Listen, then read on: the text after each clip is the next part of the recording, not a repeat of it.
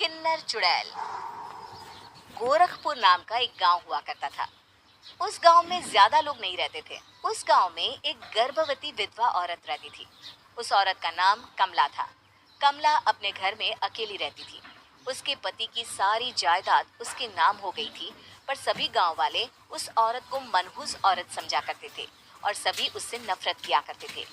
एक बार कमला राशन की दुकान पर खाने का सामान खरीदने जाती है। भैया जी, जरा 1 किलो दाल चावल देना। अरे हाय हाय हाय हाय हाय हाय। अरे मनहूस औरत, मेरी दुकान में अपशुगन करवाने आ गई क्या? हैं? चल जा यहाँ से। मैं कुछ नहीं देने वाला हूँ तुझे।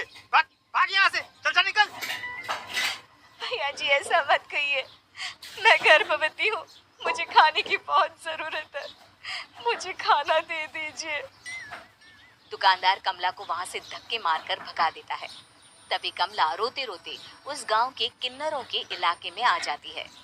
गांव वाले किन्नरों को उसी इलाके में रखा करते थे, क्योंकि वो लोग किन्नरों को पसंद नहीं करते थे और उनके इलाके में रहने से मना करते थे। तो किन्नरों ने उसी गांव में अपना एक इलाका बना लिया था। जब किन्नर लोग देखते हैं कि एक गर्भवती महिला रोते रोते उनके इलाके में आ गई है, तो सारे किन्नर कमला के पास जाकर उसका हाल पूछने लगते हैं। क्या हुआ बहन, तुम्हारी गर्भवती अवस्था में इतनी बुरी हालत कैसे है? तुम रो क्यों रही हो? तुम डरो मत, हम तुम्हें कोई नुकसान नहीं पहुंचाएंगे। तुम शांत होकर सब बताओ कि हुआ क्या है। मैं कमला हूँ।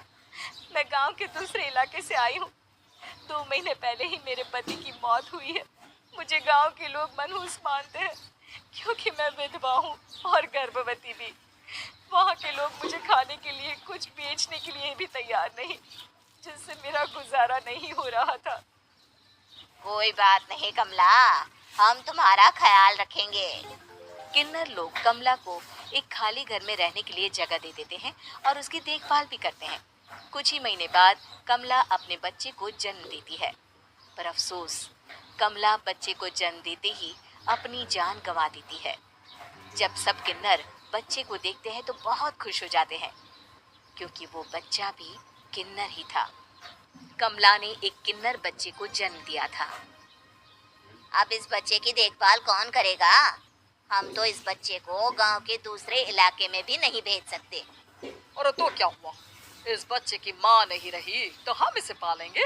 अब ये हमारे इलाके में रहेगा, हमारे साथ रहेगा। फिर वो किन्नर उस किन्नर बच्चे को गोद ले लेते हैं, उसका नामकरण कराते हैं। उस किन्नर बच्चे का नाम शक्ति रखा जाता है। देखते ही देखते शक्ति बड़ी होने लगती है। उसके रंग रूप बहुत सुंदर थे। वो बहुत सुंदर किन्नर दिखती है। एक दिन शक्ति एक किन्नर से पूछती है, माँ जी सुनिए ना, ये गांव के दूसरे इलाके में भी तो लोग रहते हैं, तो हम वहाँ क्यों नहीं जाते? हम उनसे अलग क्यों रहते हैं? शक्ति, क्योंकि वो लोग हमारे जैसे नहीं, वो लोग हमें पसंद नहीं करते, इसीलिए हम उनसे अलग रहते हैं। क्यों? वो हमें क्यों पसंद नहीं करते? मुझे एक बार उस इलाके में जाना है। मैं एक बार वहाँ जाकर घूम कर आऊँ। शक्ति, खबरदार, जो तू उस इलाके में कभी भी गई तो अपनी जान नहीं गंवाना चाहती तो उस इलाके में कभी कदम भी नहीं रखेगी, समझी? इतना कहकर वो किन्नर वहां से चली जाती है। शक्ति उस किन्नर की बात सुनकर बहुत रोती है। माँ जी, ऐसा कैसे कह सकती हैं? उन्होंने इतनी सी बात के लिए मुझे इतना डांटा। अब तो मैं उस इलाके में जरूर जाऊंगी। फिर एक दिन शक्ति गांव के दूसरे इलाके में चुपके से जाती है। ये लोग तो हमारे जैसे ही इंसान हैं, तो ये हमसे नफरत क्यों करते हैं? जब शक्ति उस इलाके में पहुंचती है तो गांव के सारे आदमी उसके रूप से मोहित हो जाते हैं। वो लोग ये अंदाजा नहीं लगा पाते कि वो किन्नर है। शक्ति की सुंदरता देखकर सारे गांव वाले उसकी तारीफ करने लगते हैं। तभी गांव का चक्कर लगाने गांव के जमींदार का बेटा हर्ष वहां पहुंचता है। हर्ष भी दिखने में बहुत सुंदर होता है। जब हर्ष ने शक्ति को देखा तो वो भी उससे मोहित हो गया, और जब शक्ति की नजर हर्ष पर पड़ी तो वो हर्ष को देखकर मोहित हो गई। आपको पहले कभी इस गांव में देखा नहीं। इस गांव में आप नए हैं क्या? जी नहीं, वो मैं बस।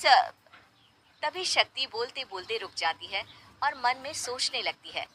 अगर मैंने इनको बता दिया कि मैं दूसरे इलाके से आई हूँ, तो वो समझ जाएंगे कि मैं किन्नर हूँ, इसलिए मुझे इनसे झूठ ही बोलना पड़ेगा।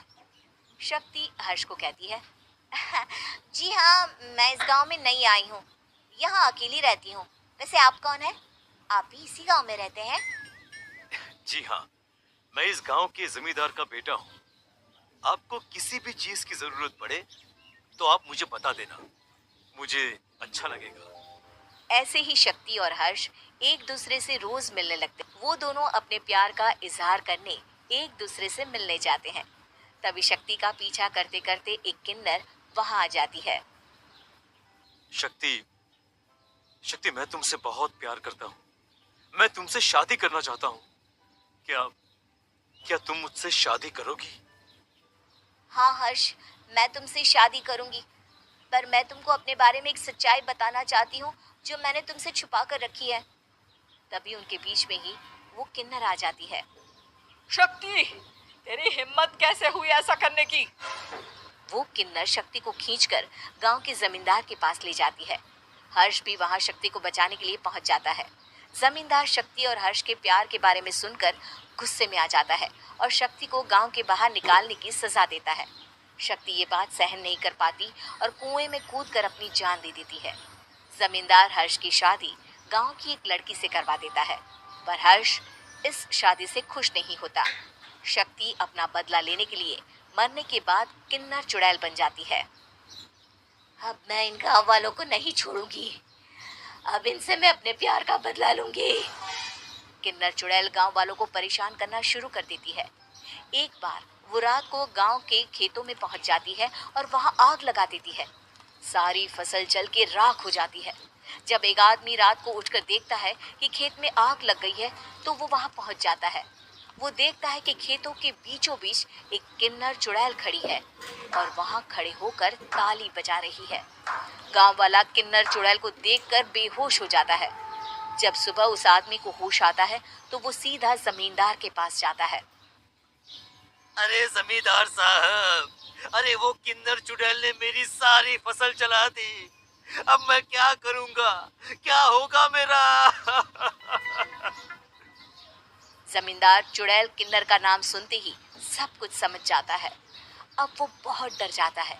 उसी रात को जब जमींदार डर के मारे अपने कमरे में सो नहीं पाता, तभी वहां अचानक से किन्नर चुड़ैल आ जाती है। किन्नर चुड़ैल जोर जोर से जमींदार के आगे खड़ी होकर हंसने लगती है और ताली बजाने लगती है। जमींदार उस डरावनी किन्नर चुड़ैल को देखकर बहुत डर जाता है। तूने मेरे साथ बहुत बुरा किया, अब मैं तुझे जान से मार दूंगी। नहीं नहीं नहीं नहीं नहीं, मुझे माफ कर दो, मुझे मत मारो। मैं कभी ऐसा दोबारा नहीं करूंगा। अब तुम जो बोलोगी वही मैं करूंगा। ठीक है, मैं चाहती हूँ कि किन्नर इलाका गांव के इलाके से जुड़े और गांव का कोई भी आदमी किन्नर समाज से द्वेष ना करे, उससे नफरत ना करे, नहीं तो मैं सारे गांव को मार दूंगी।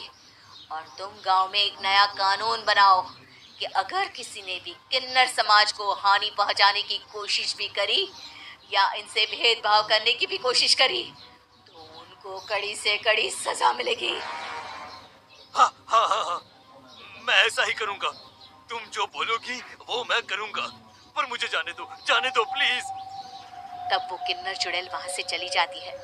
गांव का जमींदार किन्नर चुड़ैल का कहा मानते हुए दोनों इलाकों को एक कर देता है और नया कानून भी लागू कर देता है। तब से वहां किन्नर समाज और बाकी गांव वाले शांतिपूर्वक रहने लगते हैं।